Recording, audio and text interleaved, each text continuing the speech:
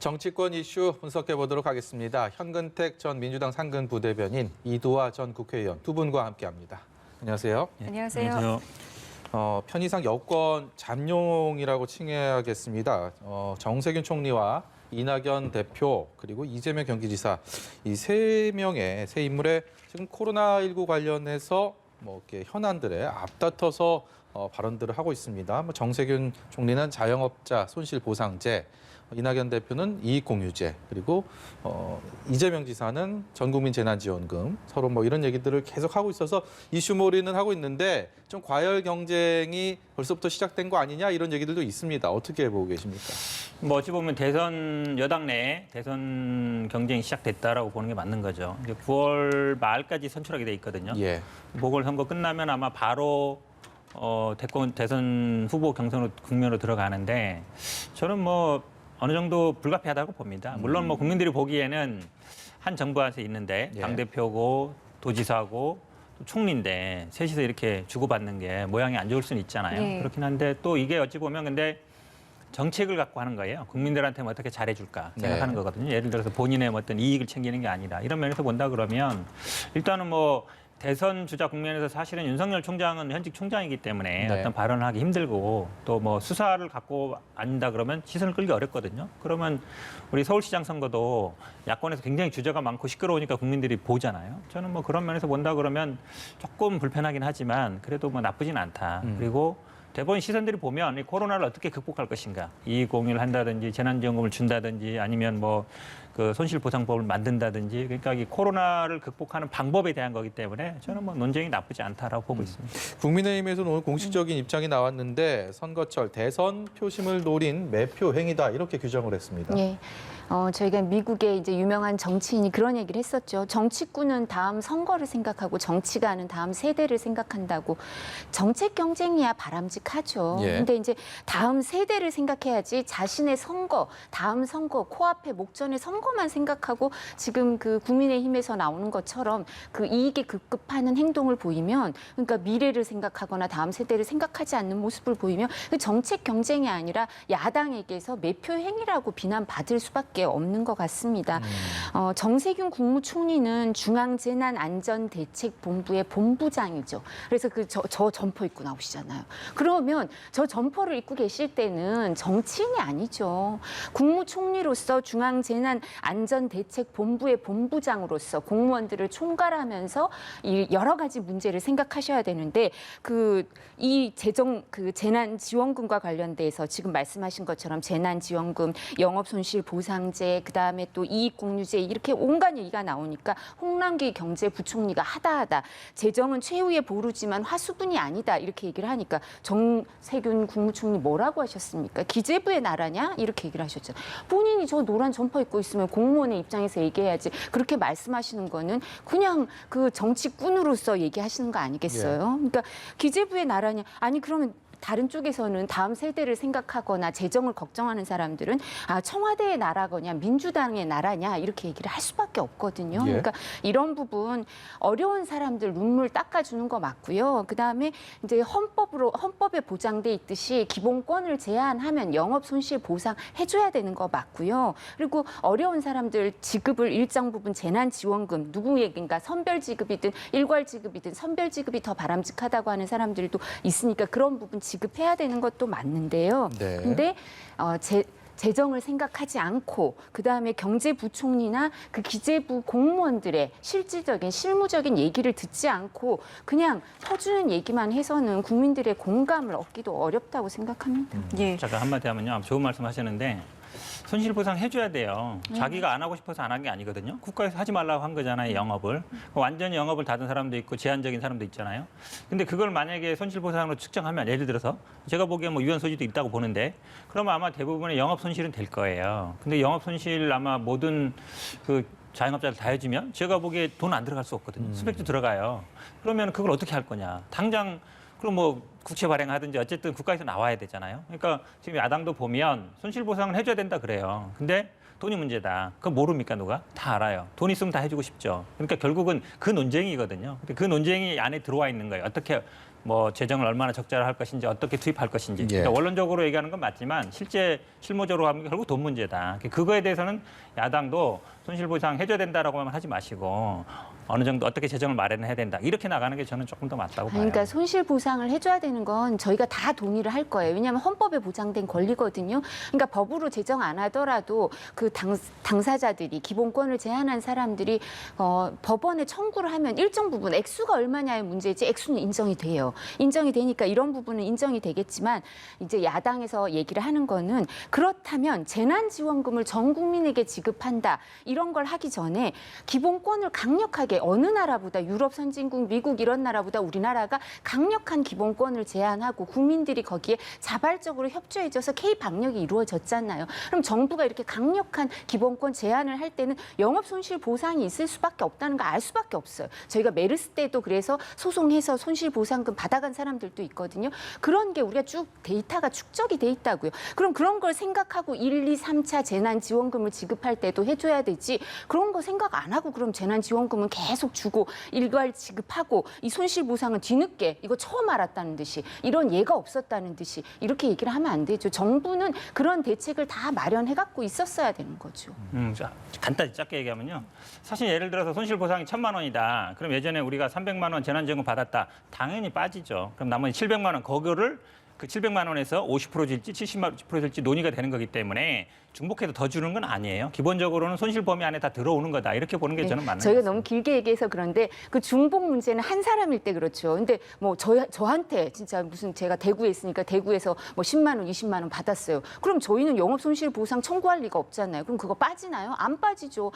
그러니까 저 같은 사람은 기부를 하거나 이렇게 해야 개인적으로 행동을 취해야 되는 거고요. 그다음에 대기업에 근무하는 사람들. 그 사람들 다 줬었잖아요. 그죠? 그 지자체별로. 그랬을 때 그 부분은 어떻게 할 건가요? 그러니까 그게 중복돼서 빠질 수가 없는 거예요. 그런 분들은 그냥 가지면 되고요. 결국은 영업 제한 못하게 한 분들, 뭐 식당이라든지 커피숍이라든지 뭐 PC방이라든지 이런 게 문제되는 거고 변호사야 제한을 안 받았잖아요. 그러니까 예. 그래서 제가 보기에 돌려줄 필요는 없는 것 같습니다. 저희가 뭐 미처 겪지 못했던 팬데믹 상황에 이런 지원 방안을 놓고도 이렇게 견해가 엇갈리고 앞으로도 사실 이런 갈등은 계속 이어지지 않을까라는 생각을 하면서 계속 이 얘기만 할 수 없지 않습니까?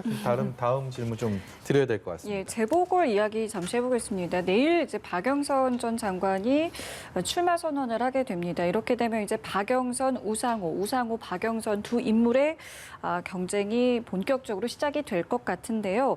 문재인 대통령의 생일이었던 어제도 두 인물의 이제 축하 문구가 화제가 되기도 했습니다. 어떤 점이 좀 앞으로 관전 포인트가 될 거라고 보시는지요? 일단은 뭐 두 사람 경쟁에서 본다 그러면 아마 박영선 전 장관 같은 경우는 인지도가 훨씬 뛰어나잖아요. 또 뭐 방송국에 계셨기 때문에 유명하시고 기존에도 한번 나왔었죠. 그 다음에 이제 우리 당에서 관건이 됐던 게요. 현역 의원 감점. 이제 그건 없어졌어요.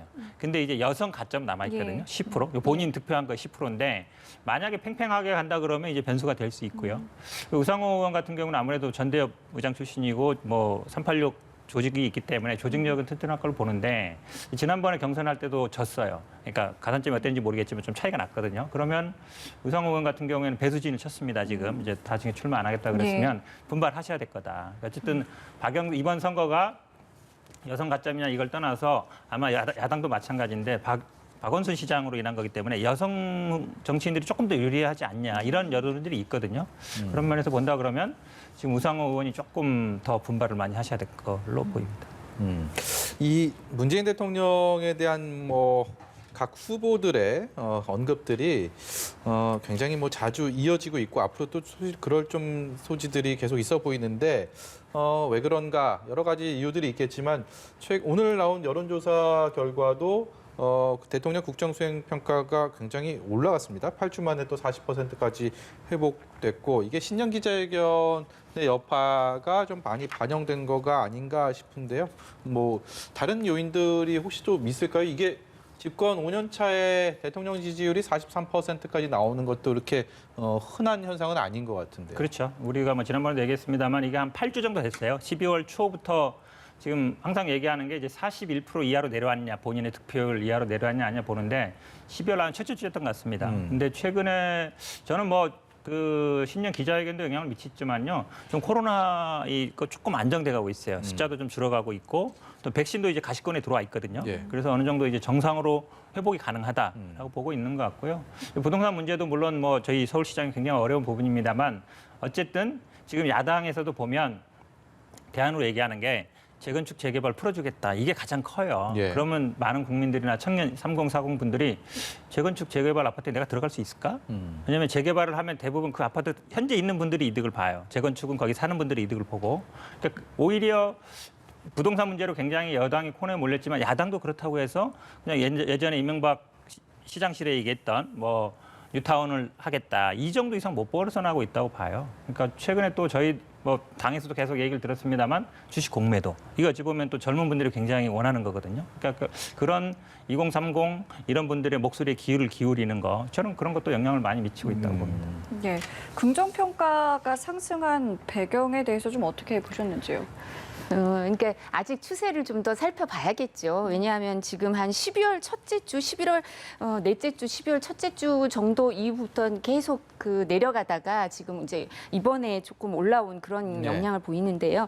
근데 그리고 갤럽 여론조사 발표된 거는 조금 달라요. 더 최저치가 나온 게 있기 때문에 이제 이게 반등인지 상승폭이 크고 이제 계속 올라가는 추세가 될지 아니면 그냥 왔다 갔다 또 할지 좀 내려갈지 좀 살펴봐야 되겠습니다만 일종의 컨벤션 효과도 있겠죠. 그러니까 추윤 갈등에 대해서 문재인 대통령께서 이제 신년 기자회견을 통해서 뭐 검찰총장은 윤석열 총장은 문재인 정부의 검찰총장이다. 그리고 최재형 감사원장에 대해서도 포용적인 얘기를 하셨기 정치적인 때문에 의도가 없다고 본다. 그래서 대통령께서 그런 말씀을 하셨을 때 국민들이 일정 부분 안정감을 느끼는 게 있을 거예요. 그리고 백신 문제도 얘기하신 것처럼 백신을 무료 접종한다. 그리고 백신이 들어올 거다. 이런 데 대해서 또 일정 부분 이제 안정이 될 테고요. 그런 게 있겠지만 근데 저는 사실 이런 부분에 대해서 또 사실 그래서 이제 마케팅, 대통령 마케팅을 박영선 전 장관이나 우상호 의원이 하고 있는 것 같아요. 지금 경선 과정에 뛰어들면서 어떻게 하냐면 우상호 의원은 임종석 실장 전 실장하고 식사한 걸 SNS에 올리더라고요. 그렇죠. 586 세대의 예. 이제 그 힘도 보여주고 대통령 전 실장이었다는 것도 보여주는 것 같고요. 박영선 전 장관의 경우에는 노영민 전 실장이 사무실 이제 그 박영선 전 장관이 차린 캠프 사무실에 왔다고 그 사진을 또 올려놓더라고요. 그러니까 대통령 실장들이 다 자기들을 지지하는 것처럼 그런 모습을 보여주는 건 대통령 마케팅을 하는 거죠. 문재인 보유국이라는 표현도 대통령 생신에 쓰고 그죠? 그래서 야당에서 비난을 받고 이랬는데 그게 자랑스러운 게 아니라 우리 국민들이 자랑스러운 거지 대통령을 그렇게까지 이렇게 신성시하는 거는 국민들이 봤을 때 얼마나 그 부분은 이제 동의를 할 수 있을지 모르겠지만 저는 이거는 당원하고 시민의 그 당내 경선의 여론조사 비율이 5대5고 그다음 당원들의 영향이 크기 때문에 당원들을 향한 대통령 마케팅이라고 보고요. 이게 반드시 대통령의 긍정평가가 상승했다 이런 부분하고 같이 가는지는 잘 모르겠어요. 그러니까 당내 경선 때는 이렇게 갈 게 확실한데요. 예. 본선에서는 말씀하신 것처럼 대통령의 지지율이 계속 유지할지 아니면 내려갔을 땐 태도가 달라질지 네. 아니면 중도 외연으로 확장하기 위해 다른 모습을 보일지는 지켜봐야 되겠지만 당내 경선에서는 대통령 마케팅이 이제 유효하다고 이 두 사람 다 생각하는 것 같습니다. 예. 네. 대통령 마케팅이라 그러면 조금 불편한데요. 사실은 정치인들이 굉장히 촉이 좋습니다. 예를 들어서 문재인 대통령하고 내가 친하가 가까운 게 만약에 득표에 도움이 안 된다 그러면 당내 경선만 얘기하는데 절대 사진 안 걸어요. 대부분 이제 정권 초기에는 친하다, 이제 정권 실세랑 친하다라는 걸 강조하죠. 근데 후반에 가면 인기가 없다 만약에 그러면 오히려 걸라 해도 안 겁니다. 왜냐하면 자기 차이가 득표에 될 도움이 거예요. 안 되니까. 예. 그리고 뭐 만약에 지금 이렇게 한다는 얘기는 문재인 대통령 나 가깝다라는 게 오히려 득표에 도움이 된다는 거예요. 말씀하셨지만 당내 경선만 이기기 위한다? 그런 정치인 절대 없어요. 이게 결국은 국민들 여론에 도움이 된다. 내가 결국은 선거에 나가는 사람은요 경선에 이기기 위해 나가는 게 아니에요. 결국 본선에 이기기 위한 거거든요. 예. 사실은 그렇게 본다 그러면 문재인 대통령이 잘하고 있고 칭찬받고 있으니까 어쨌든 친하다고 내세우는 거죠. 그게 예. 만약에 안 된다 그러면 하겠습니까? 지금 임기가 1년밖에 안 남았는데 예. 해라고도 안 할 거예요 아마. 그 또한 뭐 4월 7일 날 투표함 열어보면 예. 뭐가 정답인지 그리고 나오겠죠. 지금도 부정평가가 더 높은 건 사실이잖아요. 예. 어느 여론조사든요. 그러니까 본경선 가면 또 어떻게 하시는지 한번 예. 보자고요. 예, 야권 이야기도 해볼게요. 국민의힘에서는 이제 어제부터 후보 면접이 진행 중인데 공통 질문으로 야권 단일화에 대해서 물었습니다. 근데 안철수 대표의 경우에는 3월 단일화는 너무 늦다. 없다라는 입장이잖아요. 때문에 야권 단일화를 언제 어떻게 하느냐가 상당히 좀 관심사이기도 하고 중요해 보이기도 하는데요. 안철수 대표의 경우에는 사실 지금의 여론조사가 거의 컨벤션 효과가 극대화돼 있어서 최대한 다 반영된 여론조사가 아닌가 이렇게 생각할 여지도 있죠. 근데 그 국민의힘의 이제 그 경선 후보들의 경우에는 지금 이제 한 14명 정도가 다시 이제 예비 경선 나갈 사람들을 추리고 예비 경선을 또 하는 과정에서 본 경선에 또 4명으로 또 축약하고 이 4명이 또 1대1 토론을 하고 2월까지 계속 이런 과정을 거치면서요. 아무래도 붐업 효과가 있겠죠. 그리고 이제 출마 선언을 하고 이런 1대1 토론을 하고 여러 가지 활동을 보이면서 이제 국민들의 주목도가 높아질 텐데 안철수 대표 경우에는 사실은 이런 어떤 각이 서지는 않는 것 같아요. 단일화 외에는 할 수 있는 얘기가 그렇지 많지 않은 게 지금은 뭐 사실 지금 선거 운동이라는 게 아주 제한적으로 할 수밖에 없거든요. 누구나. 그렇기 때문에 이제 단일화에 대해서 계속 얘기를 하고 또 너무 늦다. 본인이 주목받는 시간이 짧아지니까 이런 얘기를 할 수밖에 없는 것 같은데요. 근데 야당의 입장에서는 제일 걱정되는 건 그거죠. 여당도 포함해서요. 지금 모두 다 이제 시민들이 10년 전 그대로 아닌가 이런 얘기를 할까 봐 제일 걱정하죠. 아까 현 대변인께서 얘기하셨지만 여당의 경우에도 그 멤버들이에요. 새로운 사람 안 나온다 그러더라고요. 그 박영선 전 장관하고 우상호 의원 그때도 나왔던 분들이에요. 야당도 그렇고 이랬을 때 그냥 단일화를 그대로 그냥 단일화 여론조사로 하고 이렇게 했을 때 국민들에게 얼마나 감동을 주고 야당을 지지해야 된다는 명분을 줄 건가. 그냥 전술적인 어떤 정치공학적인 단일화만으로는 마음을 다 끌어오지 못할 거예요. 왜냐하면 여당은 여러 가지 카드가 있거든요. 네. 말씀하신 것처럼 문재인 대통령의 뭐 재난지원금도 있고 이익공유제도 있고 영업손실 보상도 할 거고요. 그다음에 백신도 또 들여서 다 접종을 하고 이런 게 있을 때 야당이 할 수 있는 게 얼마나 있겠습니까? 100석 남짓 갖고 있는 야당이. 네. 그렇기 때문에 이런 과정에서 어떤 새로운 모습을 보여주고 절박한 모습을 보여줄 건가. 그리고 이런 부분 국민들의 마음을 얻기 위해서 어떤 모습을 보여줄 건가 고민이 깊어질 수밖에 없습니다. 지금 보궐선거의 유력 주자들은 대부분 현재 1, 2당 소속이기 때문에 이 집권당과 제1야당의 지지율이 또 어느 정도 나오느냐에 본인의 또 지지율, 승리 가능성이 연동돼 있다 이렇게 볼 수밖에 없기 때문에 관심이 갈 수밖에 없는데 오늘 나온 정당 지지도를 보면요.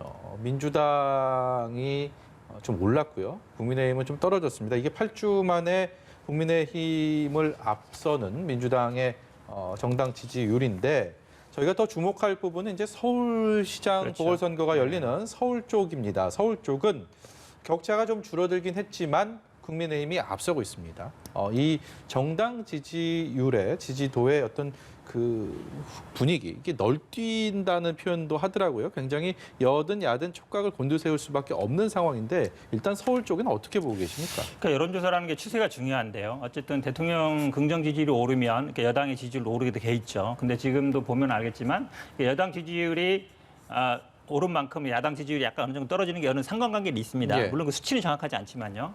근데 가장 모든 분들이 아마 특이하게 보는 게 서울에서는 오히려 야당 지지율이 높고 부울경에서는 여당 지지율이 높은 거. 이게 조금 이례적이잖아요. 예. 보통 서울에서 민주당 지지율이 높고 부산 부울경에서 민주당 지지율이 낮으면 그거는 정상적으로 보는데 그게 저도 참 특이하긴 해요. 근데 아마 지금 이제 선거를 앞두고 있으니까 가장 민감한 것 같은데 서울의 가장 큰 이슈는 뭐라 해도 부동산일 것 같아요. 제가 보기에는 부동산 문제가 가장 큰 영향을 미치는 것 같고요.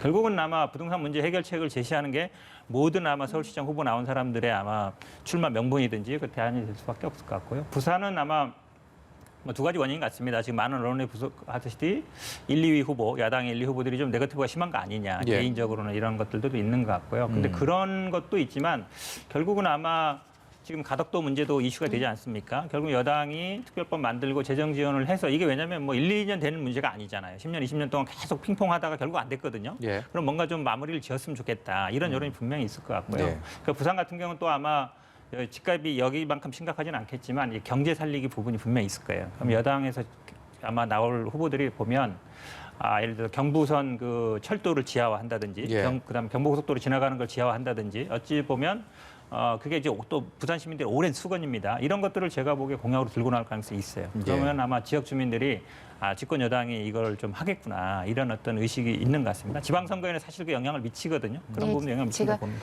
조금 보완해서 말씀을 드리자면 사실 이제 부산의 경우에는 국민의힘의 경선 과정에서 내부 후보들이 이제 좀 네거티브가 좀 혼탁한 선거 모습을 보여주면서 시민들의 마음을 잃은 게 있는 것 같아요. 그리고 중앙당에서도 서울시장 선거에 훨씬 관심을 기울이고 있으니까 부산시장 선거에 대해서 내부 후보들이 그럴 때 여기를 좀 정리를 해주고 그런 게 필요할 것 같고요. 근데 저는 오히려 지금 이 정도 낙폭이 있으면서 경각심을 불러일으키는 게 다행이라고 생각해요. 아직은 만회할 기회가 있거든요. 그러니까 이 여론조사를 하기 전에 이낙연 대표가 사실은 가서 이제 부산에 가서 민주당 후보들하고 가덕도도 방문하고 2월 달에 해결해 주겠다 뭐 이런 얘기도 하시고 이런 게 여당이니까 그런 게 효과가 있었을 거예요. 그렇지만 야당 입장에서도 이렇게 낙폭이 컸잖아요. 지금 부울경에서 한 10%포인트 이 정도 그 지지율이 내려가는 이런 충격이 있기 때문에 이 부분이 좀 계기가 되지 않을까 싶고요. 서울의 경우에는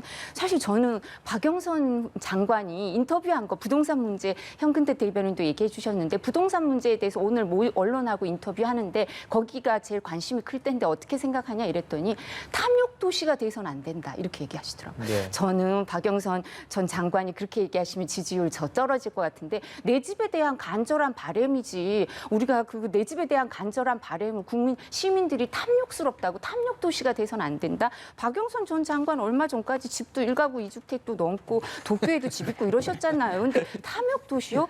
저는 그러면 지지율 좀 내려갈 것 같아요. 제가 한마디 얘기하면요. 아마 이 가덕도 특별법에 대해서 야당이 당론으로 채택하느냐 안 하느냐 굉장히 붕점이 될 거예요. 아마 지금 부산 지역 의원들은 전원 이름을 특별 발의했거든요. 근데 지금 어쨌든 줄이라고 할 수 있는 대구 경북 의원들은 아마 내심 안주할 거예요. 그러면 이제 반대할 가능성이 높거든요. 그럴 때는 아마 부산 시민들이 이러겠죠.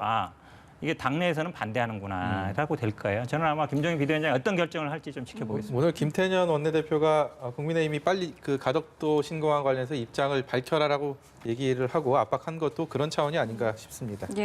자, 그리고 오전부터 이제 박범계 법무부 장관 후보자에 대한 인사청문회가 진행이 되고 있는데요. 예상했던 대로 뭐 기싸움이 팽팽한 상황인데요. 임명과제 과정을 좀 어떻게 예상을 해볼 수 있을까요? 한 11시까지 의사진행 발언 계속 하고 계시더라고요. 증인 채택을 안 해줬네. 그래서 어제 아마 국민의힘에서는 장외 청문회를 따로 하고 그랬었어요. 근데 그냥 저희가 예상하기에는 야당이 얼마나 힘껏 노력하든 그냥 청문 보고서 채택이 되든 안 되든 임명은 될 것 같은데요. 이제 피고인으로서 재판을 받는 법무부 장관을 저희가 이제 갖게 됐어요. 뭐 1월 27일 날은 어떻게 연기를 할 수도 있겠지만 아직 재판 그 판결 1심 선고 날 때까지도 몇 번은 법원에 출석하셔야 되거든요. 형사 피고인으로. 그리고 1심인데 항소심은 또 법원 가셔야겠죠. 그러니까 특검 문제가 있을 수 있어요. 공소 유지를 하는 특검을 새로 임명해야 되나. 이해충돌 문제가 생기니까 이거 해결하셔야 될 것 같고 법무부 차관이 또 지금 수사를 받아야 되니까 이 부분 뭐 면직을 하든 어떻게 하든 해결을 하셔야 될 것 같고 그다음에 인사가 바로 앞에 있어요. 평검사 인사는 있었지만 간부들 인사가 남아있기 때문에 인사는 항상 메시지죠. 근데 인사가 보통은 1년에 한 번, 두 번인데 뭐 1년에 한 3번씩 메시지가 나와서 혼란스러웠는데 그런 부분에 대해서 어떤 메시지를 줄 것인가가 중요하고요. 검찰개혁 일정 부분 국민들도 바라는 방향이 있는데 지금 정부가 추미애 장관 시절에 얘기했던 검찰개혁은 국민들이 생각하는 검찰개혁과 다른 방향, 사람 찍어내기로 비쳤었기 때문에 이런 부분에 대해서 또 박범계 후보자가 정리를 할 필요가 있어서 그리고 동부구치소 문제, 그렇게 밀집시설에 대한 코로나 문제도 있기 때문에 숙제가 아주 많은 개인적으로도 그다음에 그 조직으로도 숙제가 아주 많은 장관이 될 것 같습니다. 시간은 거의 다 됐는데요. 현근택 대변인께서도 청문회 전망에 이후 전망에 대해서 짤막하게 좀 들어볼까요? 저는 아마 추미애 장관 때보다는 조금 덜 부딪힐 것 같습니다. 아마 지금 간부 인사가 앞두고 있는데 아마 총장하고 협의를 할 것 같습니다. 그리고 차관 수사 문제는 뭐 차관일 때 한 게 아니고요. 지금 이제 피고인 그랬는데 사실은 폭행 부분이 국회 정치 과정에서 이루어진 거거든요. 그러니까 뭐 선진화법도 아니고. 그렇게 따지면 나경원 의원도 지금 오히려 선진화법 위반이에요. 피고인이고 이런 분이 나와서 되겠습니까? 그렇게 얘기할 건 아니라고 봐요. 정치적인 문제이기 때문에 어쨌든 국회에서의 문제라서 개인적인 비리도 아니고 네. 제가 보기엔 뭐 이런 거 정도 가지고 특검 왜냐하면 폭행했느냐 아니냐 여부거든요. 복잡한 사건도 아니에요. 그러니까 장관 눈치 보고 뭐 검사가 뭐 살살하고 그러지 않겠습니다. 이미 다 증거 나왔고 이미 다 동영상 나와가지고요. 아마 판사가 네. 판단만 하면 될 것 같습니다. 네, 여기까지 듣도록 하겠습니다. 지금까지 현근택 전 민주당 상근부대변인 이두화 전 의원이었습니다. 고맙습니다. 감사합니다.